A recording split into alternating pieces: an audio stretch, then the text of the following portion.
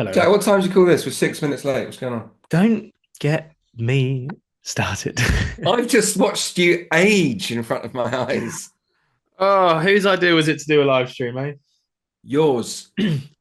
Oh, yes. For those that tuned in live, apologies for the delay. We had a really nice deck set up, ready to go, and then we had an audio failed at the 11th hour. So, in classic mini experiment style, we're going old school. We're doing it live. Tune in to the next Wow. episode when we might have that in place. But I've anyway, got absolutely no idea what's going to happen now.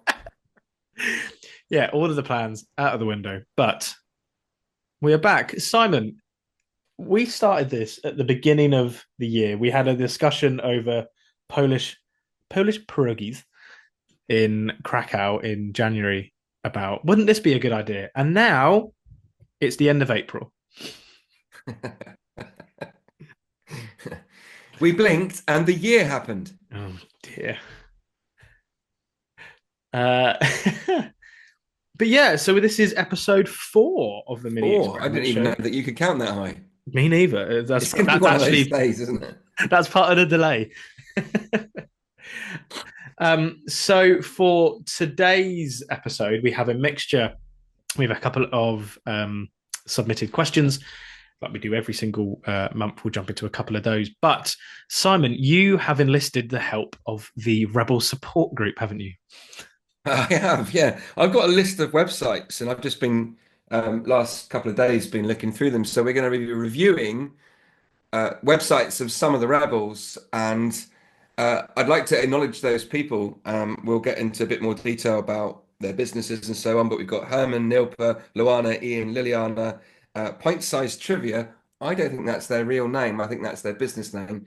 Um, I think Jeanette and Teresa and Simon have all submitted websites, so we're going to be taking a look through them. And also, what I'm going to be doing as part of that is there's two parts to this. The first part is the things that go through my mind when I'm reviewing a website. I'm going to share them with you so that you can review your own website and also help each other. Because I want to give you the tools that we use, and we've shared some of them already if you've been on a course. The second thing that we've got is that we've got Gen Z on the podcast with us, and I was asking Jack, "Are you a millennial or are you Gen Z?" And Jack, your answer was. It makes me feel sick thinking about it. I think on paper, I don't know if I want to put this on the internet necessarily. Uh, Yes, you do, Jack.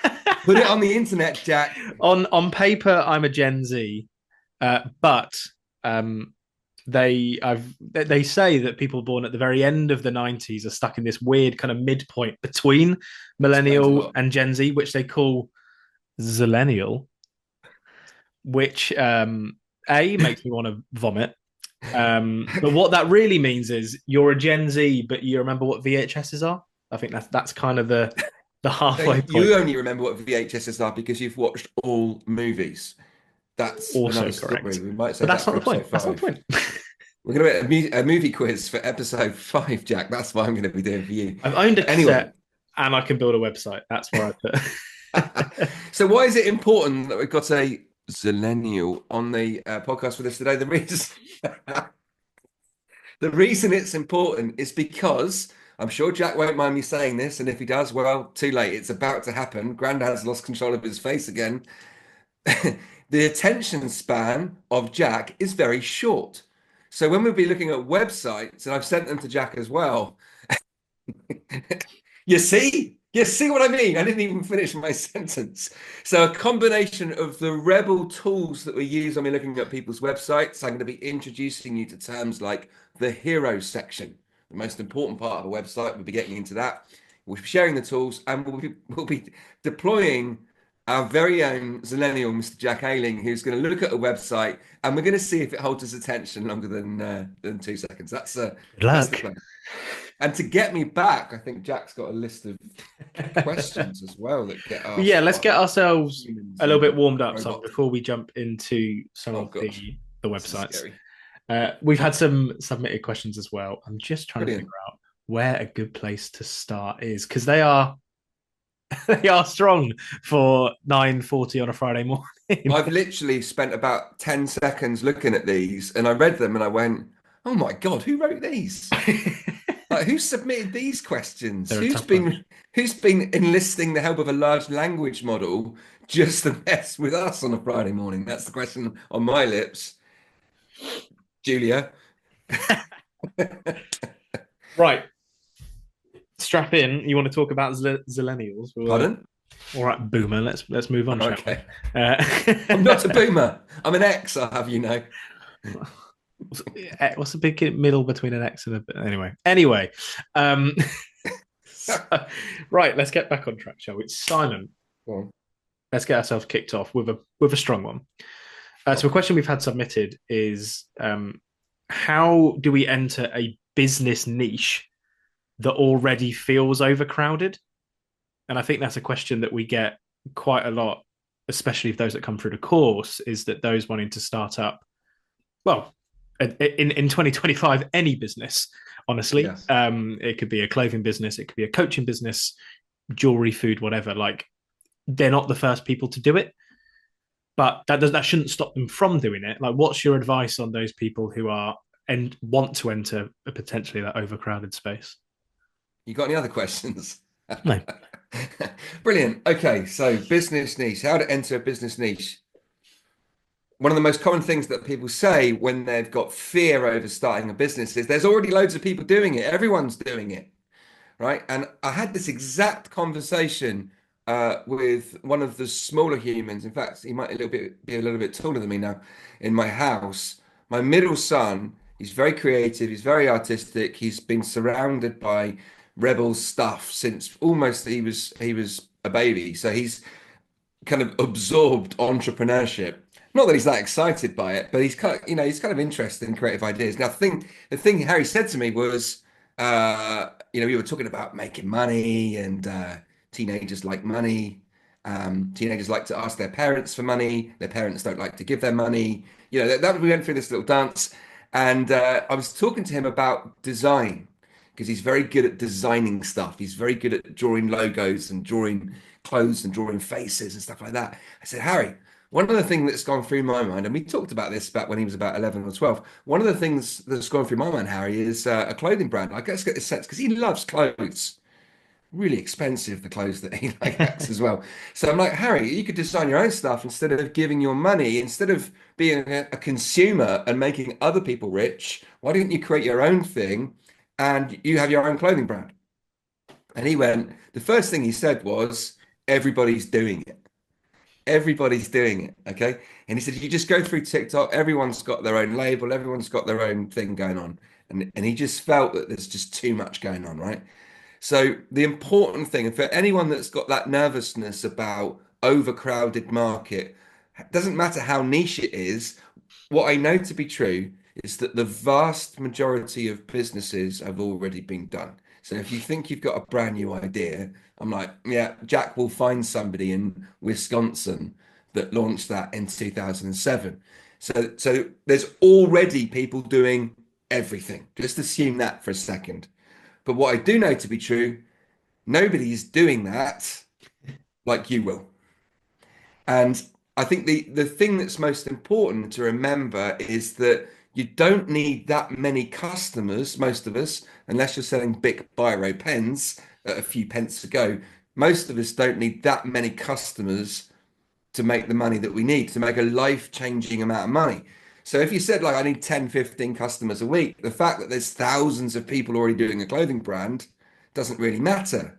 I said to Harry, if you're selling a hoodie for £90, I should have made this 100 to make my maths easier. If you're selling a hoodie for £90 and you sell 10 hoodies in a month, you've just made yourself £900 worth of sales. And the profit from that's probably going to be around something like the £300-400 mark, right? So the thing for me, entering a business niche and it's already a crowded marketplace, that's scarcity thinking. We need to reverse that and say, what do I care about the most? What am I most excited to do?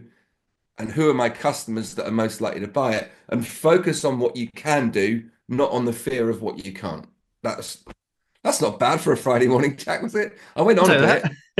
Is anyone still listening? It's like, yeah, he was started talking about his son, and I just switched off. It's like boring.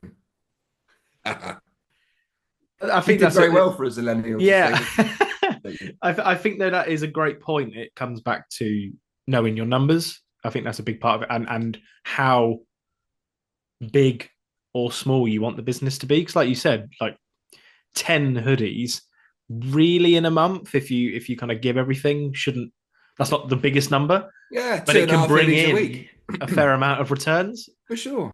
So And the yeah, thing you is, like don't. when you're at school and college, you know what it's like. You've got thousands of friends. You're surrounded by 1,000 people every day. If you can't find two people to drop you a few quid on a hoodie, then you're not asking the right questions and you're not putting yourself out there enough. Like at that age group, that's a brilliant business to experiment with, but only if you want to. Like I'm not going to press gang him into doing anything, but I am creeping into his bedroom and going, while he's asleep, going, start a business, Harry, and then walking out again. It's a bit weird. I think you have been doing that secretly, whether you know it or not. Exactly. um, I love that. So a segue question, I suppose, before we jump into our first website, and obviously we're going to expand on this website-based question. Ooh, lovely. Comes in. It says, "Why isn't a website bringing in clients, even though it looks good, without Yeah, spoiling the next hour of the content?" yeah. No, no. Yeah, let's just end it after this answer, Jack. So there's a number of things. I had a conversation with somebody that lives around the corner from me last week, and she's got a Shopify website. She's doing book art, right? And she said, I've gone from my best month ever of making 10 grand a month. And I'm like, that's a lot of money. And she's like, this got this bespoke handmade gifts. She charges buoyantly for it. They're amazing, like really, really cool stuff. And she relied on Etsy. Etsy changed its algorithm, and she went from top search engine ranking on Etsy to nowhere in the list, right? So after having her career high of 10,000 in 1 month last year, she's gone to £256. Right. So I'm just not, and she said, I've got my website. I need to drive traffic to my website. I can't rely on Etsy anymore. I'm not getting any traffic to it. What do I do? And to me, it's sort of stages in a journey. I think the first thing I tend to look at is, I don't know about you, Jack, the first thing I'm interested in, well, how many visitors have you got? Before we start looking at the aesthetic of the website, the main problem seems to be people just haven't figured out how to drive enough traffic to the website. Second question, as a part B to that, is it the right traffic? Okay, a friend of mine's a coach. Every time she posts on LinkedIn, she gets 200 or 300 people who visit her website. But my question is, are those 200 or 300 people your customers, or are they 200 or 300 curious people that are following you on LinkedIn? That isn't a filtered group. It's not the proactive action that you need to take to drive the right traffic. So question one, am I getting traffic? Do you know your numbers? Mm. Question two, is it the right kind of traffic? If the answer to those two questions is yes, then we go, well, let's have a look at the page, how it's structured, the captures, the buttons, the way that it entices people, the stickability of the website, etc. So to me, if your website isn't bringing in clients, traffic, right kind of traffic, and then the stuff that comes on your website next is the important bit. Have you got videos and pictures, which we're going to come on to when we review the websites? But nice question. Yeah, I like that no, question. 100%. I think to build on that, it does come back to like the website could be the best performing, best looking, best copy in the entire world, but if you're not doing a good enough job in promoting it and getting it out there, That's where the we say game. like no one is going to just randomly go, I wonder what happens if you go to therebelschool.com slash Scotland, let's see what happens, and then go, Yeah. wow, there's a Yeah. course. Yeah. Like Yeah. you need to actively be pushing it. That's a good bit. Like doesn't matter how good it looks, people aren't going to sense it. Bingo. And then Bingo. on top of that as well, and you covered this slightly, there's a style over substance bit.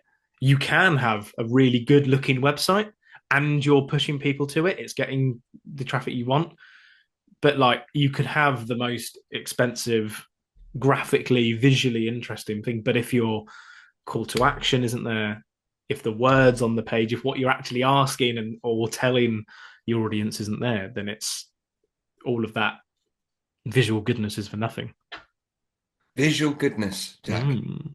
That's what we need for a Friday morning. Visual goodness. You're absolutely right. And nobody cares about your website. Sorry, nobody cares. Nobody cares. Nobody cares. We got to grab people's attention and bring them. You got to literally grab them by the face and bring them to their screen and click a link.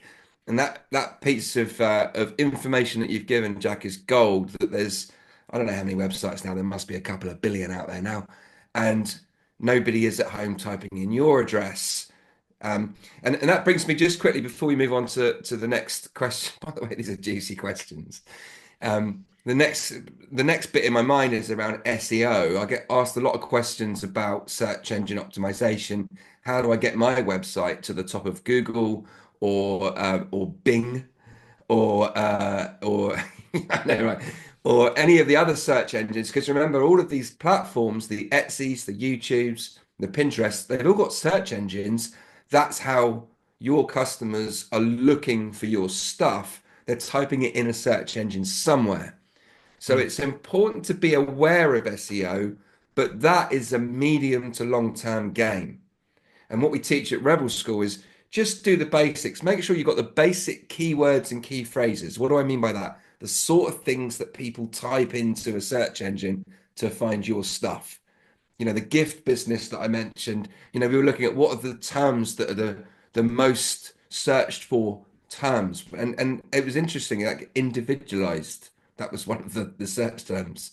Original, that was another one. So best original gifts, best handmade gifts, best personalized, not individualized, best, I can't spell individualized, the best personalized gifts. That those sort of search terms perform really, really well. So you do the basics, you make sure that those are in the text on your website, and then you move on with life and take control of the traffic. Don't wait for people to come to you. You got to go and grab them. You still with me? Yeah, it's a bold statement before we go into an hour of website reviews to say no one cares about your website. We do. That's a really good point. I almost burned my face on the coffee. It's a very good point. We care very much. What I meant is, move on, Jack. um, shall we jump into our first website, Simon? Yeah. First website we had submitted Da-da-da-da. from the support group is Herman Ringer that we mentioned on the last Yeah. episode, I believe. Simon, tell the group a little bit about Herman. Okay, so Herman is a musical savant. He's a legend. He's a classically trained violinist. He's a conductor. He can play, and I've witnessed this with my own eyes, drums, electric guitar, acoustic guitar, bass, piano, trumpet, trombone, synthesizer, triangle, which I couldn't play actually because I was off time.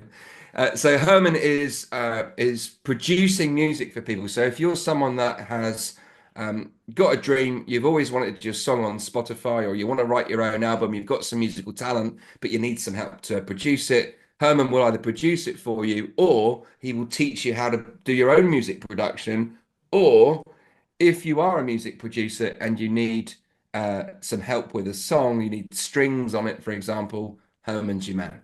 Right. So I know this that when it comes to Herman and his website, I'm so proud of him because I know this was a frog for him.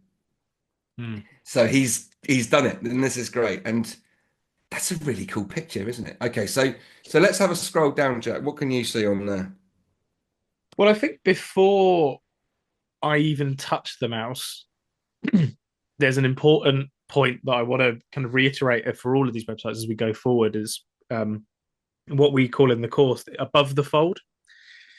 And what that really means is like when you see newspapers all stacked up in the. I was about to say WH Smith. Is WH Smith even a thing anymore? Or just, I think it's going to be changing soon. Let's call it a newsagents. Um, they need to capture attention. So the headline, the biggest, most eye-catching, and most attention thing needs to be above the fold. What that means for websites is before I even touch the mouse, before I scroll down, do I understand what I'm here for? Like, what is it? What am I here to do? And what's the call to action? Love that. So I think that's super important. And obviously that is becoming harder and harder to get perfect, especially in 2025, because we all have different sized laptops and tablets. And as soon as you've nailed that, you're suddenly looking at a phone, it's completely big there. But I think from a desktop perspective, it's super, super important to grab your attention, grab your audience's attention as quickly as possible because they're lazy and busy and they'll disappear. You're right. This is a fantastic picture of Herman. Um, and I can see who he is. I can get a slight idea at the top around the kind of production and arrangement of what he kind of does. But before I touch the mouse, I still don't really know what it is that he does. And more importantly, as a customer, what he wants me to do. That might be just below it, but I think it's super, super important to like, you have to get that like, information across immediately. Yeah, very cool. I also the thing that I've spotted here actually is that the if you scroll down a little further, that bit there is excellent. He's done a fantastic job of that. But I think I take your point. Like I think, on the phone, when I'm looking at these on the phone, you're looking at on the laptop. We've done that deliberately, folks, because I've built beautiful websites. I had a web design business for 2 years, built beautiful websites that look fantastic on a screen. And but when you when you look at it on your phone, it looks like alphabet soup. So, I, and I don't like alphabet soup, Jack. I don't like it. So I guess like, on the phone, it passes that test really well. On the screen, maybe if you made that the photo, I'm sorry to say this, Herman, because we love the photo. If you made the photo of you a little, I'm trying to scroll and I realize you've got control of it. Um, and just so that we can see a little bit more of the words. Mm. There's three other things I want to say about this website. Number one is Herman has really done a fantastic job of keeping it brief. All right. There are people that build websites that have got this and they've got this page and that page and this page and that page that most people will never look at. When you've got a business like Herman's, it's got everything on there that you need to know. It's got great pictures, it's got a video on there, it's got testimonials, it's got contact details, and it's not overcomplicated. It's just kind of, it's, it passes the Ronseal test and it also looks kind of cool. So I think knowing that that was difficult for you to get your head around, Herman, and get it done, super proud of you. Couple of tips for you that I've got. Anything from you, Jack, before I go on to the tips? Um, no, I think just kind of to double down on what you said, I think getting it across, if you can get your point across on a one page website, that not only is super powerful for your audience and also saves you a lot of admin. Obviously, not every business is going to be able to do that in one page, but Yeah. this is a fantastic kind of proof of concept as you don't need to fall down that rabbit hole. And I suppose before you go into your bits there, to my final bit to add, especially on that header, and like you said, it looks different on the phone compared to the desktop. To reiterate, like you're never going to get it perfect. As soon as you do, there'll be a new device, or like so you're never going to nail it. Accept that from step one, but also through even these free website builders, look at the data of where your audience is coming from and build your website around that or prioritize your website's design around that. So what Herman could do, he could look at his analytics, and if above 80% of his audience are coming and looking at his site from a mobile perspective, then it's less to worry about. Like he can kind of prioritize that kind of portrait Bingo. design. Love it. Whereas if he suddenly looked at it and went, oh, wow, a lot of my audience, for whatever reason, are coming through and they're mostly looking at it on a desktop or on a tablet, then maybe it's time to swip the design for kind of that priority. That would be my bit. Like you're never truly going to nail it on every single device, but prioritize the one that your audience is going to use the most. Beautiful. I love that. And the thought that you gave me, Jack, is I think we should do more of these website review as part of the podcast going forward. And I would like us to call this the segment before I touch the mouse because that was one of the best sentences I think I've heard you say since I've known you. So before I touch the mouse, Mouse in question. It sounds a little bit like I feel like I need to get in touch with the Mouse Protection League because I feel like they might be in danger. Sorry to hear that. Anyway, right, Herman, a couple of other bits. So guys, everybody, when you think about your website, when you think about supporting others with their website, there's a number of tests that we go through. The tests that we'll be taking you through now, the first part of this is the why, what, how. Why am I going to stay on this website? Why am I going to scroll down to find out more? What is it the person does, and how do I get in touch? That and Herman passes those tests. I've got a tip for you. Now, Herman's contact details are right at the bottom of the page. I did a blog experiment where I had sign up to the newsletter right at the bottom of the page. So the customers had to scroll all the way down to the bottom. Guess what happened? Didn't get any sign-ups. So what I did was I put the sign up box in every single section to make it easy for the customer. And I encourage you to do that with your website, Herman. Get the contact information at the bottom of every section or every other section, because if I got to scroll down, it fails the lazy and busy test. And I would just like to refer to our resident millennial to like, does that ring true with you, Jack? Are you lazy? And are you busy? That's the question on everybody's To lips. answer this question, absolutely. Um, yes, yes. I think it's especially on your own website. Like, don't be afraid to ask over and over and over again. The hard work is already done. The hard work is getting people to your website. Once they have decided to come and check it out, they're in your domain. Like, you can ask and should ask over and over again, because especially on a one page website, people are going to make a decision at different stages of the journey. Some people will have a fantastic conversation with Herman. He'll say, my contact details are on my website, go there. So at which point they'll click on it, and they don't need to look at the website. They just need to go to it, and they should have a book now button. But other people might go, okay, well, this is interesting. I've heard about Herman. Let me see here. Let me bring the music to life, understand a bit about him. Whether yet together we'll refine your vision, create something you're proud to share.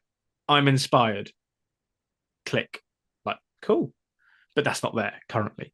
Again, they might need to add, like, someone might read the next section. That's when they make a decision. They might read the testimonials. Wow, they've had such a good experience. Click. Now they're at the bottom. But I think you need to, like, we do that on our courses page, which isn't perfect and is always kind of changing and redefining and through our own trial and error. But one thing that we've nailed is people might find out about us through adverts, flyers, whatever we're using to promote, at which point they come to the page and there's a big, says who we are and what we do, when the course is, and there's a book now button at the top. Then it explains a little bit about who we are. If we've got your trust, book. Then there's a little bit about the course details. Do those dates work for you? If so, book. Okay, we still haven't got you. Let's have a look at the schedule. If that works for you, book. Testimonials, etc., etc. But don't be afraid to ask for the sale over and over and over again. And you can have fun with the call to action. The button could always go to a email or a contact form, but it doesn't have to say the same thing every single time. You can have fun and customize it to the section as well, knowing internally that it's all going to the same place. Yeah, nice. And the test that Jack's talking about is one of the other tools that we use. It's the KLT test, know, like, trust. I'm only going to buy something, I'm only going to get in touch with you if I know you and I like you and I trust you. Okay, so the purpose of the website is to accelerate that from getting, I've never heard of this person before, getting them to click, getting them to get in touch and turning that into a business lead. How do we do that? Well, we've got to get to know him. There's pictures, there's videos.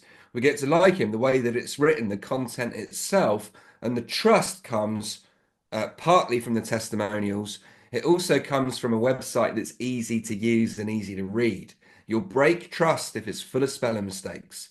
You'll break trust if it's not laid out, at least in a way that's easy to read.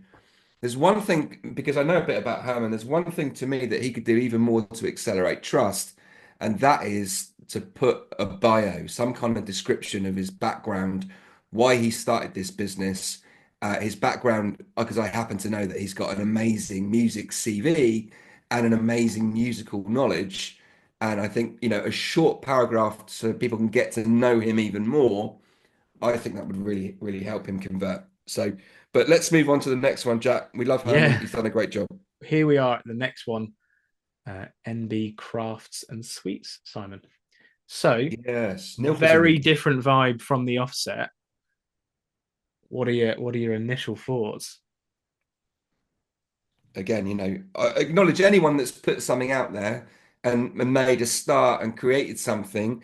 I think the pictures put in loads of work. The pictures are great. The website looks good.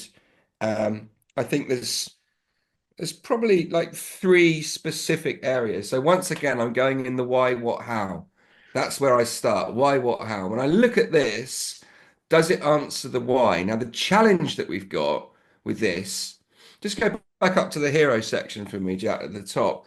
When I talk about the hero section, guys, I mean the bit that what Jack mentioned is above the fold. The job of this is to get them to move further into the website. You just want them to scroll.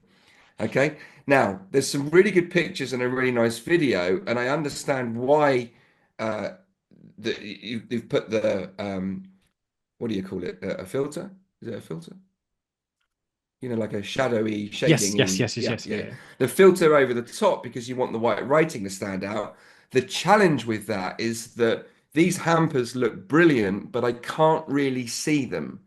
If your hampers look brilliant, but I can't really see them in the picture, like this hero section, it should be kapow, wow, you know, I because don't it's know. the reason why I'm going to scroll. I don't know what because I know obviously you're looking at it from the mobile site, Simon.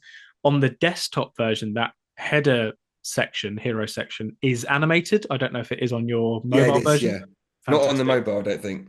Hang on. Um, so I think there is Yes, it like is. bonus points. Like I agree with you on the hamper kind of section, but the animated of watching it kind of build and put itself together is quite intriguing Yeah, to I think me. it's brilliant. Yeah, good point. Can't see that on the phone. It doesn't move in the same way on the phone, but on the desktop, that looks brilliant. Like a really cool Mm. kind of, like you say, like an animation is really good. The challenge that we've got is that we can't really see it clearly because of that filters in the way. So I would be, if I was looking at this, I'd be trying to figure out a way of finding the right color font to take that filter off and let the animation show up in all its glory. Mm. Okay, so that was my first thought. So I'm looking at the why. Why am I going to scroll? I think you can make that stronger by making the animation brighter and clearer. And then the second part of the why, and this has come up a couple of times recently, is the people are kind of going straight to the what. I haven't quite finished with the why yet. So by that I mean explore the range of custom hampers. That's what I'm going to do if I press that button. It doesn't answer the question, why am I going to do it? Right? Mm. So what I'm looking for in the hero section is enticing language. It's teasing. It's, oh, this is intrigue. It's like, oh, I want to click that. It's the sort of thing, anyone's got a cat, you know what I mean? Like if you've got a cat at the end of your room and you just lean to the side of the door frame just so that the cat can see half an eye and then you disappear again, the cat arrives and it's really scary because the cat's going to pounce on you, right? Now that's what you want your customers to do, is that you want to show them a little bit of something and then that will make them want to scroll. That will make them want to click.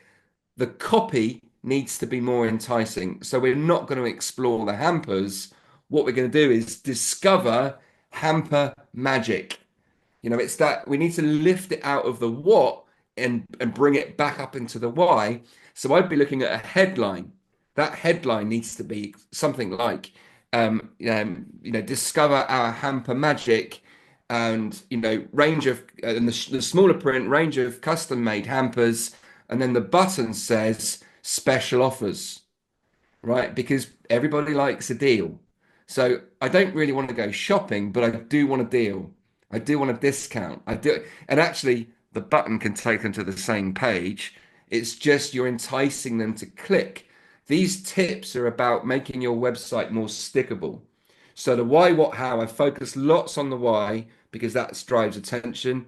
the know, like, trust piece of this, I think, I mean, it would be really nice to, I haven't looked at the about page yet. Let's have a look at the about page.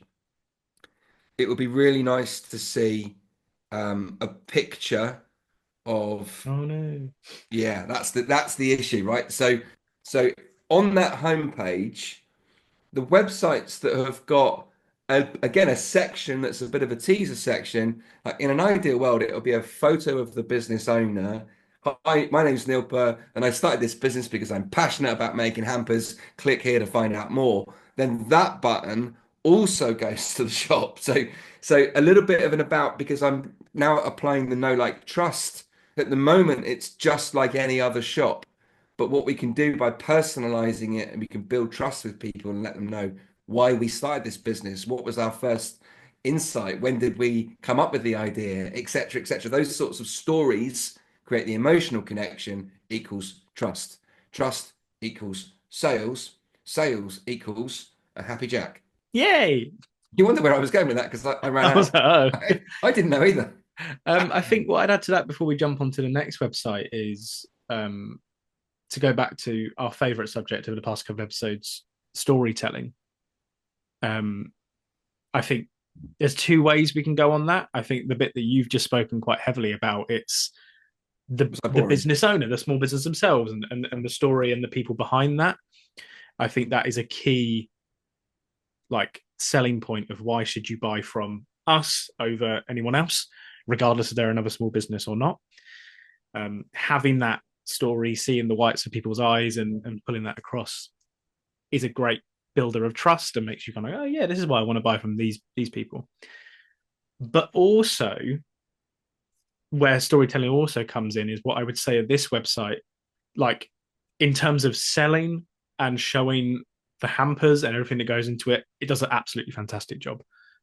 Clearer than most product websites that I've seen. It just gets straight into it. Yeah. You're here for hampers? We've got hampers. Which one do you want? Yeah.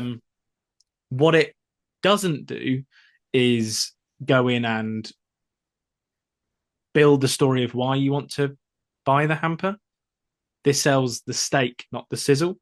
There's Bingo. so many opportunities to build emotional connections between buying something for Valentine's Day or birthdays or insert occasion here. Like you could really kind of build the idea around like, oh, is it so and so's 40th birthday, or maybe they like it. Like you could really build an idea which brings people into it builds the story in their head of this is how this person is going to react if I buy them this gorgeous red hamper on Valentine's Day, rather Love than that, Jack. I'm here to buy a Valentine's Day hamper. That's the win. And I think you've also, what you've picked on here is the SEO win from having a Mm. page dedicated to personalized hampers for Mother's Day. Personalized gifts for birth for granny, for mum birthday, etc., etc.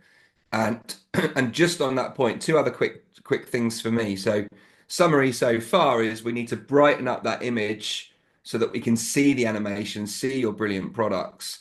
We need an about section so that we get a little bit about you and you can tell a bit of a story of you starting the business, Nilpa.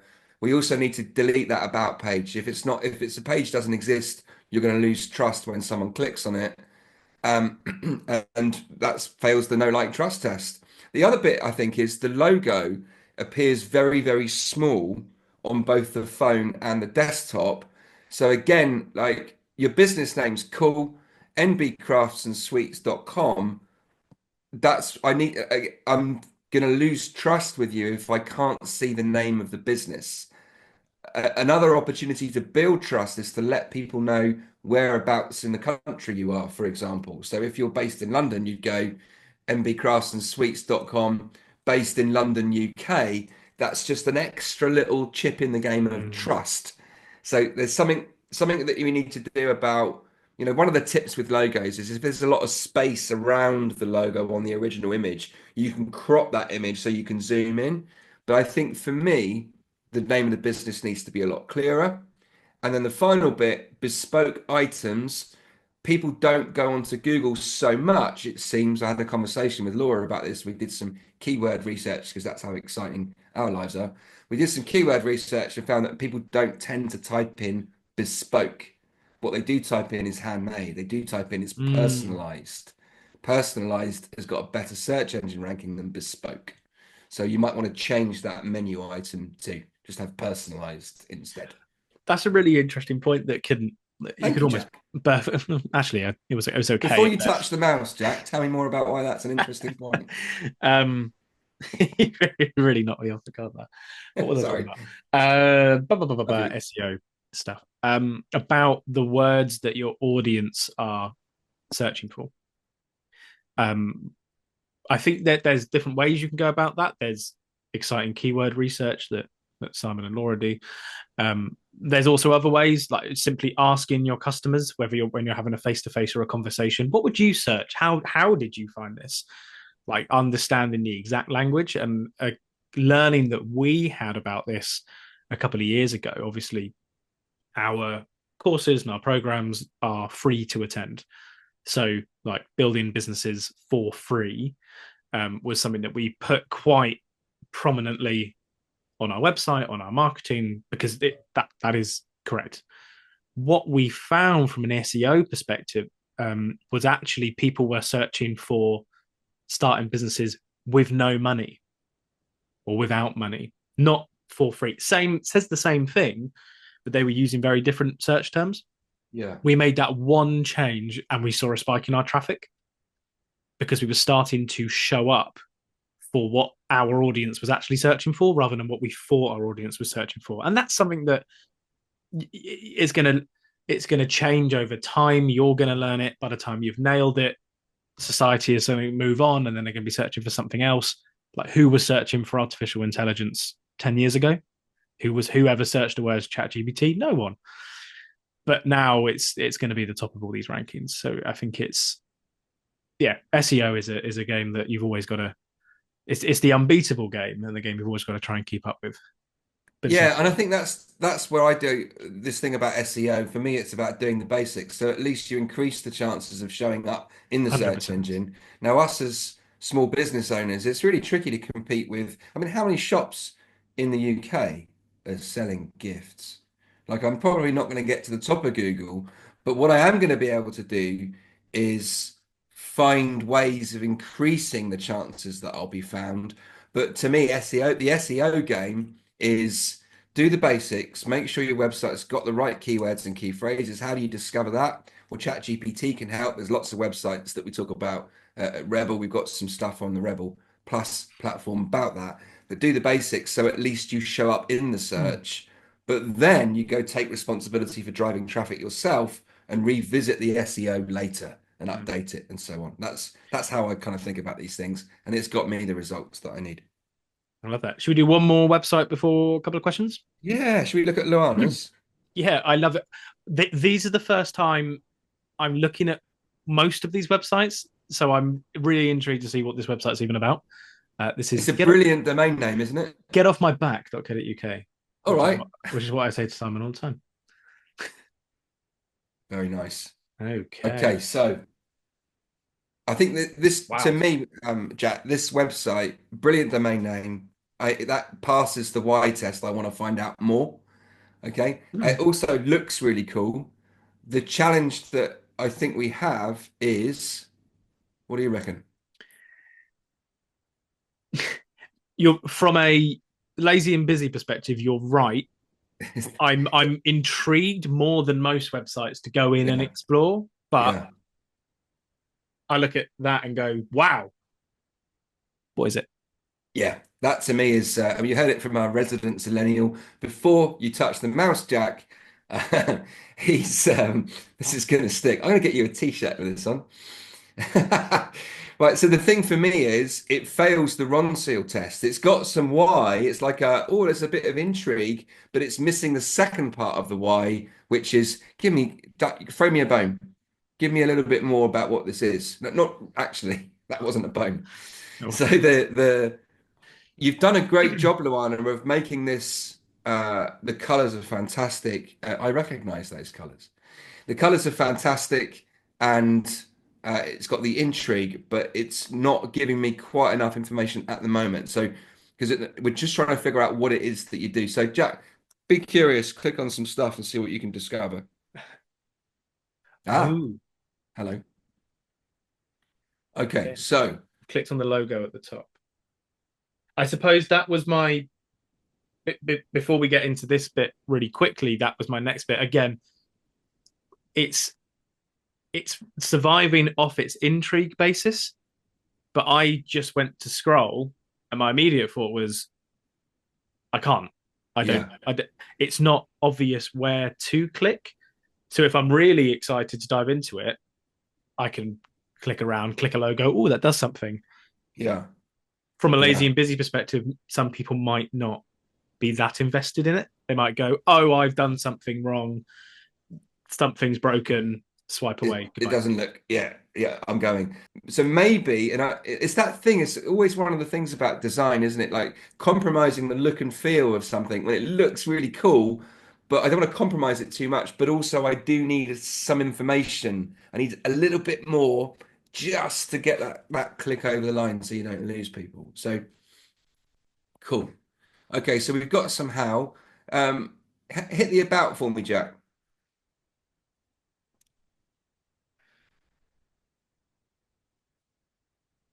Okay, this is great. This is what I was looking for because this has got a mission behind it. It means that the founder has got a story to tell, and I got a hunt for the story. Um, okay, and then cool, and I think this is she's got products to sell.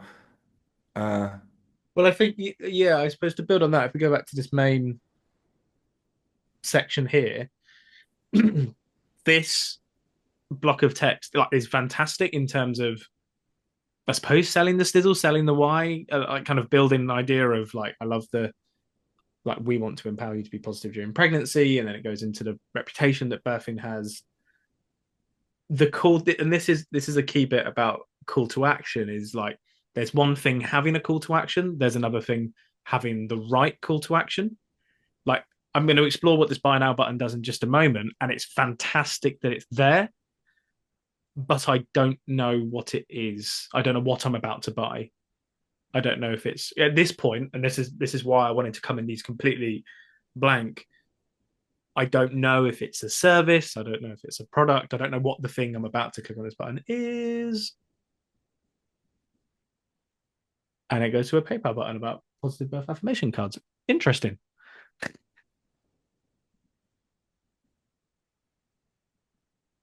yeah, really good. The cards look amazing. Yeah. The actual product, like Duran has clearly got some skills in the design world. Um, I really, really like the designs of them. Um,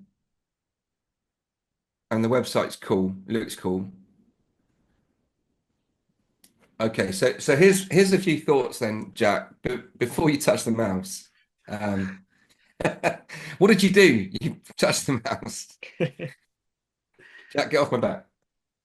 Okay, so my summary here is the products are really, really good. I think I've got to hunt to find your story. I don't quite know what I'm buying when I'm clicking on it. And actually, something to think about here, Luana, is the product itself. I understand why you've bundled them so that you can get a higher price point. I would imagine that would be my guess. Um, but if I'm going to buy pregnancy cards, do I want to buy 10 at once? Like, I guess, you know, my thought is if you separated your products out into individual cards and then charged a decent price for them, and then you've got a little bit of extra cash per card. I don't know. I've just got this, and then you can invite people to bundle them. You can, perhaps buy three cards for a slightly lower price. But let's say the cards were £5 each. They look really cool. They're great design, and also there's a mission behind it and a personal story. This is great. Do I want to buy 10 pregnancy cards? Probably not. Probably want to buy one, maybe three at the most if I'm going to give them out to other friends, right? So me, there's something about that. And the challenge that you came up with, Jack, is I still don't really know what I'm going to buy, what I'm buying. I think you've got a great story. The mission is great. The product is great. We just need to tie them together so that the customer understands why they need to dive into this website even more. It needs to pass the Ron-Seal test. It needs to do what it says on the tin a little bit. So tease them a little bit and say something like this. You've got the copy, the start of your story. Hi, my name's Luana, and I found pregnancy really, really difficult. That inspired me to set up Get Off My Back. And the reason I called it that is because dot dot dot. So I've got a range of cards. Click here to find out more. Click. Find out more about the mission. Click. Find out a bit more about my story. Click. So that it's sort of Mm. stitched together so that you're leading the customers down that pathway towards buying a product. That's the know, like, trust test. The know, like, trust test is a bit wobbly right now because I can't like it because I don't really know what it is yet. I've got to work quite hard to do it. So part of your challenge is the website doesn't work as well on the phone. It looks great on a desktop, but the menu's obscured and you can't really see what it is so much. I found when I was clicking through.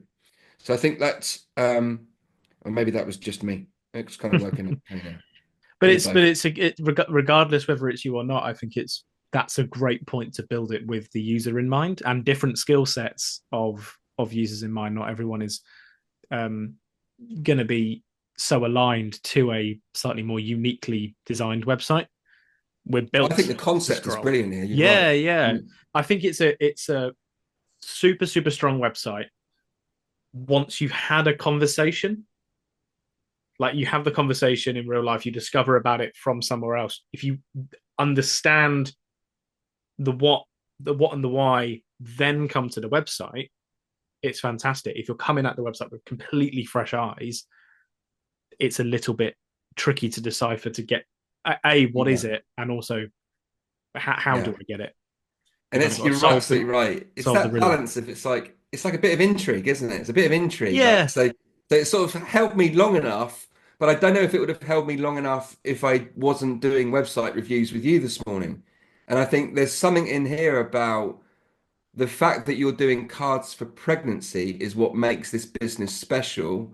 What makes it even more special is your story behind it, Luana. So if we can make that a little more, if they can stand out a little bit more on that homepage, then well, as soon as I land on it, I know that this is about cards for pregnancy and about the mission. Then I'm going to click. Mm. But you've done a great job. Looks beautiful. Ooh, right, we've come out of website design realm for just a moment, Simon. Should we jump on one or two Oh, more of these questions? How are you doing? Jack, I don't even know what day it is anymore. This is intense. Right, so we're going to come when we come back to websites. We're going to have a look at Ian and Liliana's Facebook page. We're going to look at pint-sized trivia, and then we might have another little question break, and then we've got Jeanette and Teresa and Simon after that. That's the plan, isn't it? We have half an hour left, Simon. I just want to point that out. Should we go a little faster? But I think like I'm cool with that because the what we quick check in here, the tools that we're using, the why, what, how test number one is the website keeping me on there because it's why do I need to scroll? Is there enough information for me to stay there? And is there enough information for me to know what to do next as a customer? Why, what, how? There's the know, like, trust test. Does it build trust? What was my other one? Oh, it's the KLT. It's oh no, I've just done that one. What was it? The gift. I don't even know my own name anymore. Go, Jack, Got ask too me a many question. acronyms. Yeah. I suppose this next question builds off some of the stuff we've spoken about already, but from a promotion and social media perspective. It says, how do I turn followers on social media into paying customers without being too salesy? Oh yeah. You know that thing where you follow someone because like you see a piece of content that looks interesting and then you get um, direct mails every day for the rest of your life and you go, I don't think I'm quite ready for that actually. But thanks anyway. Yeah, it's a challenge this one. It's a challenge. I've got a really horrible dating metaphor here. I don't think I'm going to talk about it. Oh, okay. You set yourself up to fail then. Yeah, like we're not going to book a weekend away together when we've only had one text message. So I Roger need that. to get to know you a little. Like to me, Mm. there's a KLT. It's the no like trust bit behind this. And Gary V wrote a book about it. Did you ever read it? He wrote about 85 books. Which one are you talking about? The one where it was jab, jab, jab, right hook. Yeah. I think that's what goes through my mind. But because it's 2025 and the internet is a very busy, slightly low trust place, um, we need to build relationships with people I think, and we need to yeah. add value to people. And when we build relationships and add value, then their curiosity may create the sale. Or if it doesn't, your salesy bit is going to land much better. Mm. Because if it's the first interaction or the second or the third or even the fifth interaction and you try and sell me something, you're going to switch me off because everyone's trying to sell me something. We get I forget what the number is. There's some ridiculous like 1,000 advertising messages. If you've got a mobile phone in 2025, there's up to 1,000 advertising messages of someone trying to sell you something, and that's not including the TV, the radio, the Mm. billboards in the street, the signage. Everyone sell, sell, sell, sell, and it's like, mate, just relax. So, so for me, this process is if you've got followers, add value to them. How do you do that? You like their posts. You drop a comment on their posts. You send them a message that's got a link to a video. You give them a free taster of something. You make them laugh on a comment. Like you're supportive. You add value to something that they care about and tag them in it. So what the jab, jab, jab, right hook concept from Gary Vaynerchuk is about saying before you do the right hook, you got to jab a few times, like, comment, share, tag, add value, give something for free. And if you're going from zero, like you've met this complete stranger on the internet, you've got to expect between sort of 6 and 7 Mm. notifications from you up to 20 because it's a process of trust building. And I think that's what a lot of people don't get about social media. It's like, I did it for a week and nothing happened. Well, you've only just started the process. You know Yeah. what I mean? I think the last bit I'd add to that is you're right. I think adding value is great. And there's a lot of people on Instagram that I would follow that do exactly that.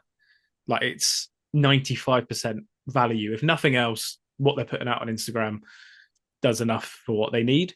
Yeah. What I like about that, they're almost like, I suppose, the not being too salesy bit for your followers on social media would be like delivering a minute's worth of content, 50 seconds of that being entirely focused on the content itself. The last 10 seconds being the not too salesy upsell of going like, I've got a ebook that goes into this in more detail. You can get it by signing up to my free newsletter style thing. Yeah. It's entirely then it puts entirely up to the followers' perspective. Like most people are gonna, no, that's okay, but this was a good bit of content. Yeah. Some people will go, actually, yeah, I do want to understand that. So they'll sign up. Once they move into the newsletter, they turn from a follower into a potential customer, but also they have actively chosen to kind of enter your sales realm. Exactly. At which point, be as salesy as you've got. Like to your point at the beginning, Simon, like you might follow someone, sign up to their newsletter, and then you might get an email every single day. Not entirely suggesting that, but you have entered that transaction to Yeah. receive I've those emails. accepted them in. Yeah, for sure. And you could equally, like, that's the benefit of maybe don't do it every single day because you could just as easily leave. Yeah. The choice is in your hands. Obviously, like a lot of us are lazy and busy and would rather let our email subscriptions pile up rather than do that once a year thing where you unsubscribe to every single email under the sun. Yeah. Especially Zillennials. Boo. Yeah, right, Grandad. Right. No, no, Jack, before you touch the mouse, um, the other thing, well, there's a couple of bits there really, just to land the plane on the jab, jab, jab, right hook. So you go, I've got a follower, I'm going to like and comment on their stuff over the next week or two, and then I'm going to send them a message that's got a freebie in it. It's going to be a link to some kind of value add. I might share a thing and tag them if I know it's something that they're interested in. I might Send some notifications to go, hey, I'm here. Hey, I'm here. It's the process of getting to know someone, know, like, trust. Then you can do a salesy thing. Mm. Because but I'm not saying don't do a salesy thing. I'm saying don't do a salesy thing straight out the gate. You know, make a bit of make friends first, and then do your salesy thing.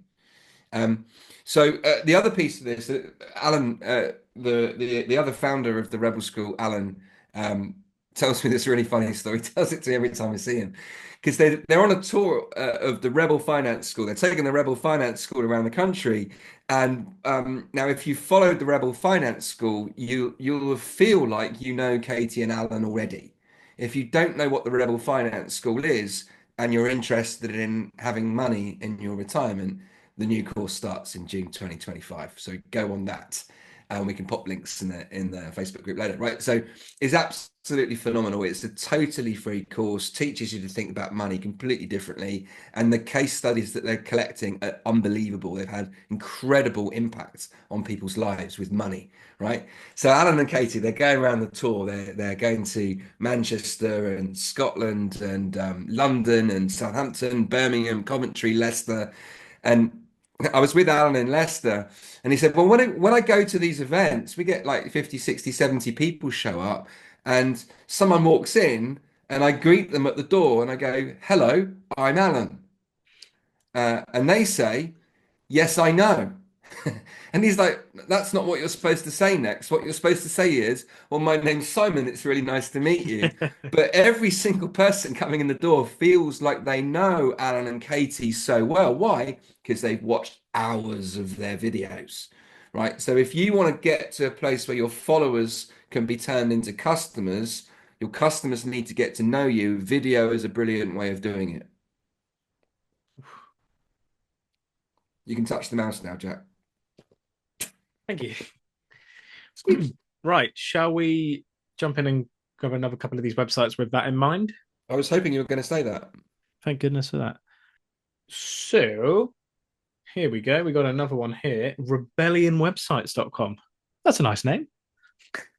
It is a nice name. I like what you've done there. Rolls off the tongue.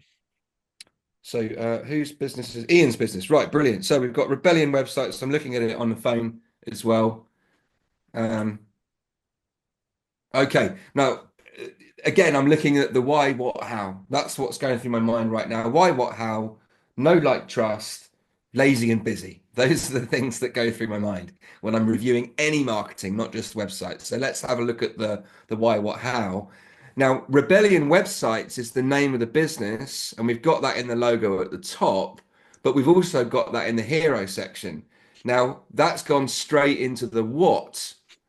Okay, so Mm. what I'd be looking to do as the first tip for you, Ian, is to take that statement Rebellion Websites, which is your business name, and whilst it's kind of cool to see it writ big and it's impactful, what I would like to do is to change the words into the answers of why. So when I'm doing that, I'm saying, well, what do my customers, what are they going to get if they work with me? Why are they looking for a website? What are the things that go through their mind? What are their problems? What are their biggest problems? What are their fears? If I understand that, then then I'm much better able to craft a short bit of copy to hook them in. So the headline in the hero section, not your business name. And anyone that's watching this, take your business name out of there and replace it with something that entices customers. So for example, we might say something like low cost, rapid website creation. And then a subheading is, high quality websites based in Newbury, Berkshire, because I got to scroll right to the bottom of the page to find out where you are. And yes, it's a website business, so your customers can come from anywhere. But what's the point of trying to sell websites to people in Glasgow when you've got lots of potential customers on your doorstep? And you can go to networking events and say, hey, look, check out my website. So as you'd expect, the website is like very well laid out. Okay. The two things it's missing are entice me in that hero section. And then secondly, as part of that, let me know whereabouts in the country you are. And thirdly, it does kind of look like a lot of website business websites. And I understand why you've done it like that. To me, people buy from people. I always like to see some personalization on there, like whether it's a picture or a video or whatever feels right to you. It could even be an audio clip. Hey, my name's Ian. I'm the founder of Rebellion Websites. I built this business because I'm passionate about making websites and I'm based in Newbury, England. If you've got any questions or you want a free website review for your business, you've got any questions about setting up AI chatbots, I'm your guy. Get in touch. A video or an audio or a picture of you with that typed out to me sets you apart from because that could be any techie website, it could be anywhere in the world. You know what I mean? What do you think, Jack? Yeah, I think like my what I would add to that is like the name Rebellion websites. Like I ain't got nothing wrong with that. Thank you for joining the Rebellion. Like more the merrier. Like that's an entirely different thing. But I've got a lot of experience over the past couple of years of building a rebellious brand. And I think to your point, Simon, of this looking relatively similar to a lot of web building websites, like from a design perspective and in the copy and the why and the story, rebellion means to disrupt, to do things differently. Like, what is it that this web design agency does differently, does rebelliously that others might not? That's your selling point. Good And point. the Love that. the design and some of the copy as well, although strong, doesn't help me differentiate this web agency compared to another.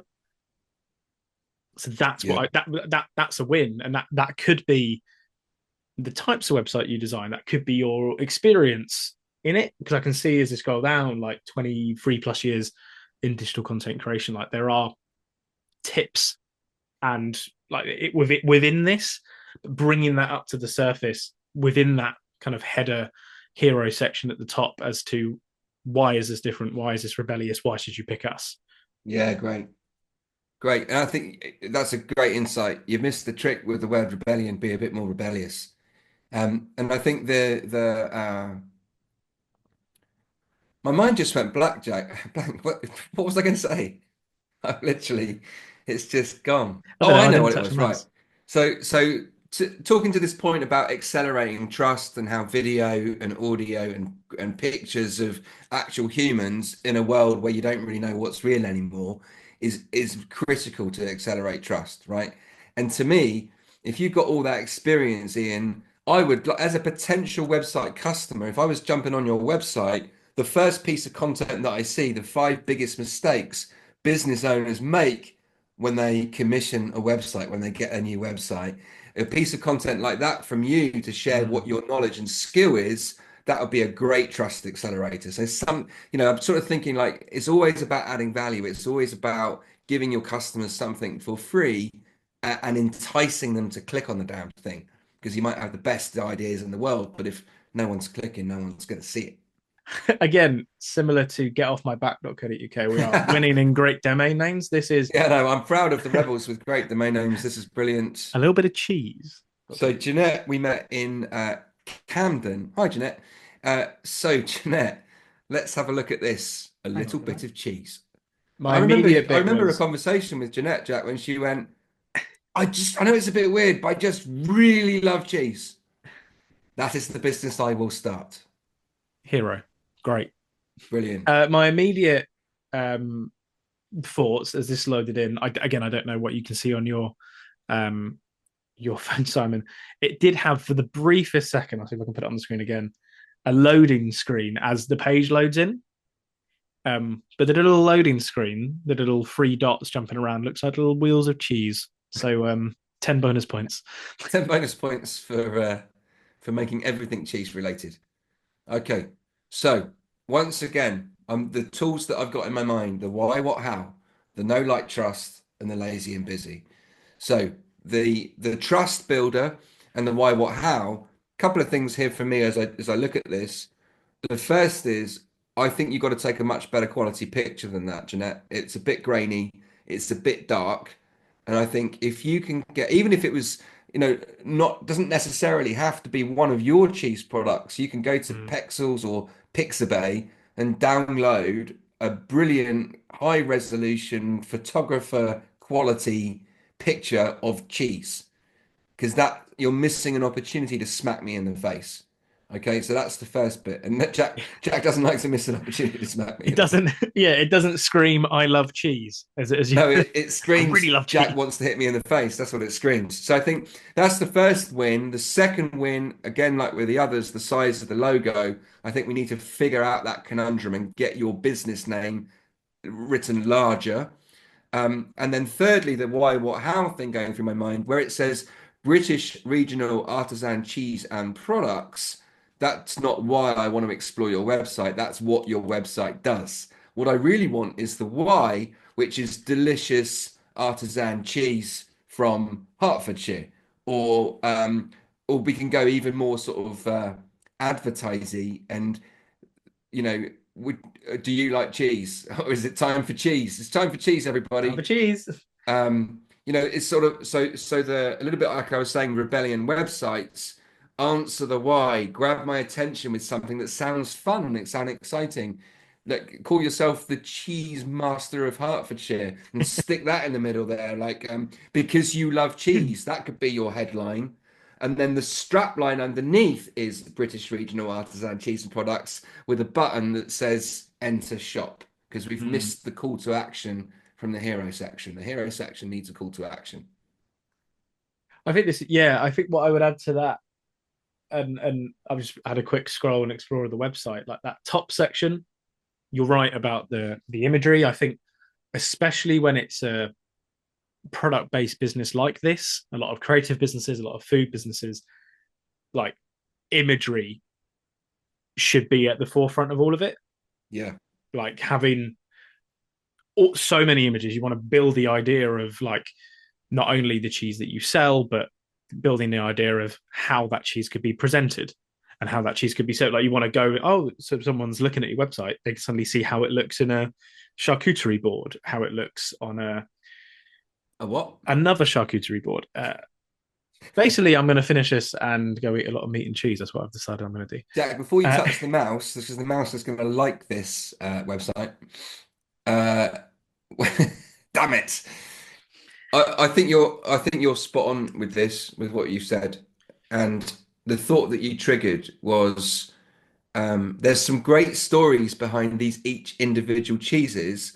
I think if Jeanette, you haven't done this already, I would love it if you would take your phone out next time you go and source your product and do a quick mm, interview with the person that's the person that's making the cheese, the food producer. Those are the words I was looking for. cheese Do a man. little interview with them, and you could start stacking these up on your Yeah. blog, having a blog link because I think your written section where it says a little bit of cheese, I think that's a bit too long for it to be there. Okay, so I think we need a single sentence there, which is something like "Welcome to my home" or whatever. "Welcome to my cheese home. I started this business in da da da. Click here to find out more," and take the rest of that content, stick it on an about page with a picture of you, so that I get to the products a little faster, and I get to where I can come and meet you. Like the events that you do. That's sort of buried in the text. Okay, so I Yeah. love that you've updated it with the opening hours for this week, but that about section too long. And I Jack, let's may have a or look at Teresa, shall we? yes, I may or may not be saving this link and purchasing some cheese later.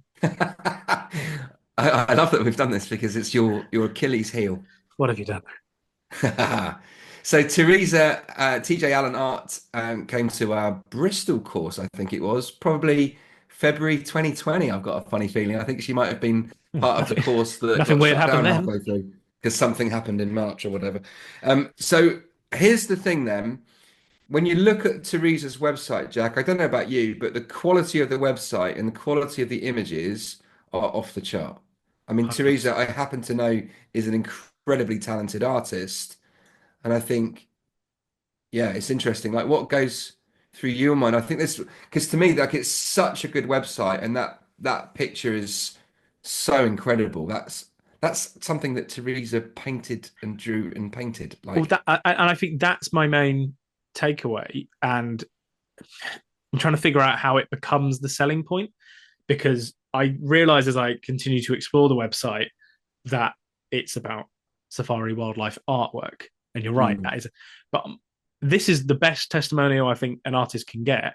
I loaded the page, not entirely knowing what the website was going to sell me immediately. And I went, wow, what an amazing high quality picture of a real zebra.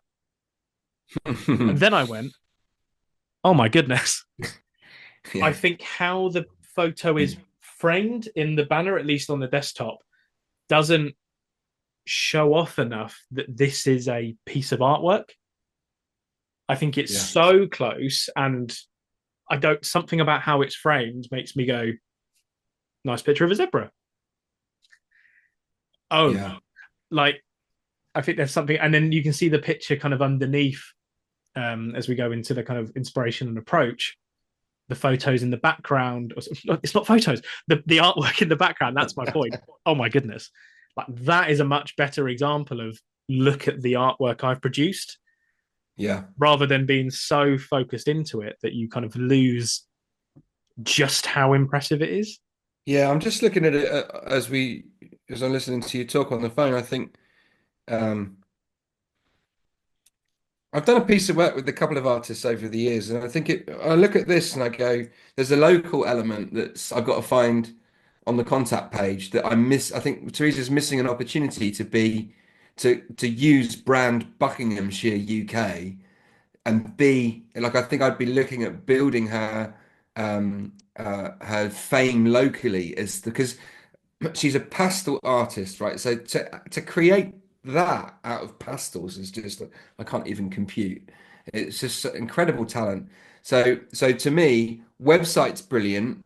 I think there might be something around the copy underneath the picture of the zebra to make it even more enticing. I'd like it to be obvious that you're from Buckinghamshire in the UK, because what we can do then is that we can then use your social media to target people in Buckinghamshire. So when they land on your website, they go, "Oh, she's local. Wow, amazing." And I think, I've got an artist friend of mine who's also doing, oh, he's not doing safari wildlife, he's doing British countryside wildlife at the moment. And we've had that conversation about accessing a local audience. Your neighbors and people from your part of the world will help you drive traffic to your website. Overall, I think your website's phenomenal. Yeah, I think all I can kind of build on that is I think the and this again goes for some of the previous sites we've spoken about the imagery on this website, and what I mean by that is the physical images on the site, not the drawings themselves, um, are fantastic because what it does, it builds a proof of concept. And what I mean by that is they are not just pictures of the artwork, they are pictures of how the artwork can look in a home. This is what it looks like if this picture if this artwork of a lion was on the stairs. This is what the zebra artwork looks like in a dining room. Like if you can visualize, people can see it in their space. It makes them want it more rather than just seeing the artwork. Yeah, That's very why a true. lot of not the best example, but IKEA imagery isn't just here's a chair we're selling. They put the chair in a living room or a dining room space to make you visually get a better idea of how it looks and feels in a space. That's something that I don't see a lot of artwork artists do. Yeah, And it doesn't have to be like a lot of these can be Photoshop mock-ups or a lot of free tools you can do nowadays and dropping your artwork in existing stock imagery of living rooms. It doesn't have to be something you go out and produce yourself necessarily. The more of that you can do, the better. yeah, But I just love that, and I really want to showcase that. But I think to your point, and similar to what we spoke about on Herman's website, like underneath each section, like of the inspiration, approach, and practice, and process, and journey, and purpose, and everything else, there should be a call to action. yeah, Like this is a great kind of profile, an artist profile. I understand who Teresa is, why she wants to do it, the quality of her work. But from this page, outside of the top banner, I don't know if this is somewhere that I can contact her for commissions. I can buy artwork or prints. except for that top section. Like there's no like, did you like this like image of a lion next to a cat, by the way? Love that. Like then there's a click a No. button to buy a print or to buy similar prints or something like that. Love it. That's a really Yeah. good point. And I think, just to build on that, the call to action that takes me to the store after each section or takes me to the gallery where I can browse some more. And I think, obviously the talent and the hours that go into this means that the price point of the final original piece of art is quite high.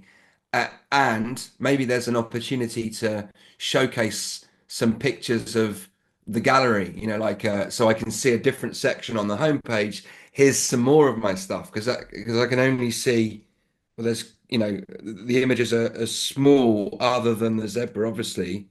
Um, and there's a great picture of you, T, and you can see the lion and the smaller lion, cat as they're known as, and the picture of the zebra on the wall. That's brilliant. But you've got some incredible images that are not anywhere to be seen on your homepage. And I think you're just missing an opportunity of catching someone else's attention. Um, and let's get a section with greetings cards, find out more, click here, and a picture of them. Let's get, a section with, UK animals or wildlife or, picture of a giraffe, picture of this, picture of that. I think it would be good to have that on the homepage as well as that call to action. Mm. Couple more pictures because the images are so amazing, right? So leverage Yeah, that. I've just been I scrolling mean, the through. gorilla picture is just unbelievable, isn't it? I've been scrolling through some of the gallery and the shop and the commissions tabs, and I won't lie, Simon, I was so lost in the image I didn't hear most of what you said. Uh, I want to go to pint-sized trivia just because that's the one that sparks my curiosity the most. Okay. We've had get off my back, a little bit of cheese, and pint-sized trivia. It sounds like a great night out, Jack. I'm obsessed with that logo. I It's don't a know if great you can logo, see isn't it? That it. screams Wales to me, Jack. Tell me I'm wrong. I think it's a dragon, actually. So So I think to me, the logo's brilliant, definitely grabs my attention. One of the other tests that I've not talked about is the gift. Get my attention, make it interesting, create an emotional connection, and then get an action. Make it easy to take action. I think this is really cool. I think like there's maybe a little bit of evolution in the hero section. Again, Yeah, above the fold, like before, I have a fairly good understanding through context clues, but it's not telling me directly what it is yeah. like directly. But there is tunes, trivia, and prizes. There is a button that doesn't link to anything. Ah, yeah. Missed Oh no, opportunity. no, that's my mistake. Oh, it does go. It took a while. I think maybe there might be a little bit of maybe the text within the button is hyperlinked or vice Ah, versa. right. So the whole button needs the link, not just the text, right? Yeah, it does jump to the Facebook page, It which doesn't then work on my. Oh hosts no, it the does. events. Oh, that's weird. I think there's a maybe parts of the button is a hyperlink. There it is. Okay, so we need to. I don't even know how you did that, but the No, me whole neither. button needs the link, right? Not just the 3 pixels in the middle, which Jack. Test your buttons, everyone. Get your buttons Yeah, tested. that's a great advice for life, Jack. Actually, so the piece that, like, if you were to evolve that hero section, Jack, when you said that, it made me think tunes, trivia, and prizes. The logo's great, the name's great, love that. But a sentence that says "Join us in a quiz in South Wales" or "Host your own." Click here. And then I think that to me does the job of the does what it says on the tin kind of thing, you know? I think that, and this is me speaking of my own experience. I think what that does is not only says what it is, but it gives clarity on the specifics of it, like pint-sized trivia for essentially kind of family kind of pub quizzes is a fantastic name. Pint-sized makes me think small, Yeah. so I have like the idea of mini games, something you can do quickly, which isn't entirely like that's not necessarily anything on the name, but I think the benefit of having here's exactly what we do immediately goes, oh, okay, I understand Yeah. what it is now. It's not this, it's this, it's pub quizzes, it's Yeah. And it's one of those a little bit like we've talked over the years about a sort of a split funnel where you Yeah. go click this button if you want to come to a quiz, click this button if you want to host the quiz, and then it Mm. takes me to the place where I'm most likely to go. And also we need to know whereabouts you are in the world. And um, I guess we're kind of some way down the list where it says weekly quizzes to find out that you're based in South, well, underneath that, I guess, South Wales. So Yeah.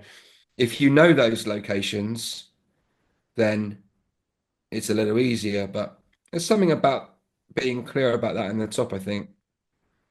Yeah, I think what I like is that it is clear. I think it's It more is clear. it's the Yeah. ordering of the content rather than the content itself, which Yeah. is an easier fix. I love the fact there are multiple call to actions. There's one at the top. There's one when you talk about the quizzes themselves at important points of the thing. There's a Yeah. slight button thing to figure out, but that's a specificities of a website. Um, Can you spell that? no, don't ask me to. I think a bonus bit here, and we speak all the time about the directness of asking for the sale. Something that I'd spotted is there's a seemingly random picture here that says "Buy me a coffee." Yeah. That doesn't have anything to do with the about section. Now I know and understand, and I'd expect if I click that, it's a donations website. A lot of online businesses do this, where like you might be able to just donate, buy me whatever it costs for a cup of coffee if you enjoyed a thing like. And I agree, I love this, but it's not asking clearly enough for the donations. It Yeah. needs to give people a reason why. Yeah. Otherwise, they're just going to be like, "Oh, what? You sell coffee as well? I don't." Yeah. Why do I want to buy you a coffee? I don't know. Yeah, Yeah, I thought this we was a need pub some quiz. copy. Yeah, yeah, yeah. We need something that says, hey, like these events, we don't make any money out of them, but please donate. Click this link. You can donate. Buy us a coffee. Buy us a pint, actually, Well, which is what it that's says on the tin. exactly where my head went to. I think with Yeah. a bit of brand integration, have that button as "Buy me a pint." It Yeah. can still go to the same "Buy us a coffee" website. The benefit of it buying a pint is in 2025 you can up the cost of that button significantly compared to a cup of coffee. Yeah. And actually, let's do London prices. So, Woohoo! cool. Okay, Um, Jack. So I think, this is look, great. for those people that we've not got to, guys, um, I think what we'll do is we'll do something in the support group so that we can look at Absolutely. the Instagram and of Pint Size Trivia. We can look at Liliana's Facebook page. We can look at Simon's Gutters and Window Clean websites. I don't want you guys to miss out. Uh, we need to end this podcast now. Otherwise, Jack and I will be here until Forever. midnight next Wednesday trying to look at everyone's website. So Jack, any last thoughts from you? So yeah, I suppose to sign this off, thank you so much for those tuning in live to the mini experiment. We are going to continue the mini experiment. Our current plan is the final Friday of every month. We're going to jump on one of these, but we'd love your feedback in terms of making this bigger and better as we go. We are fastly approaching half a year of doing this. I don't entirely understand how, so I know there's a lot of Wowzers. behind the scenes experiments, and then there are some tech which may or may not work that we want to continue to play with. So yeah, we'd love your feedback. Thank you so much for tuning in. What I will say, this is episode 4. There's a lot of content within these episodes. If you haven't already, I highly recommend you jump. We've breathed new life back into the Rebel School YouTube channel. So if you jump onto the Rebel School YouTube channel, just give that a search. What we have done, we have made mini experiment clips. So we have taken clips from previous episodes. So you can jump directly into the section where we talk about storytelling or pricing or marketing and everything else in between. So if you want to have just quick little bite-sized clips of the full live streams, you can view those on our YouTube channel as well. And we're also going to start uploading the full episodes there as well. But for those in the Facebook group, thank you so much for watching and submitting your questions on your websites. Yeah, brilliant. Yeah, stay tuned in the support group. We'll continue a little bit of bonus content for those in there. But until next month, thank you so much for tuning in. before you touch the mouse, Jack, look forward to seeing everybody on youtube.com Rebel School page, Google search engine thing, clips, good stuff. That's why I did Thanks, the quick everybody. version. See you soon. See you soon, everyone. Bye bye.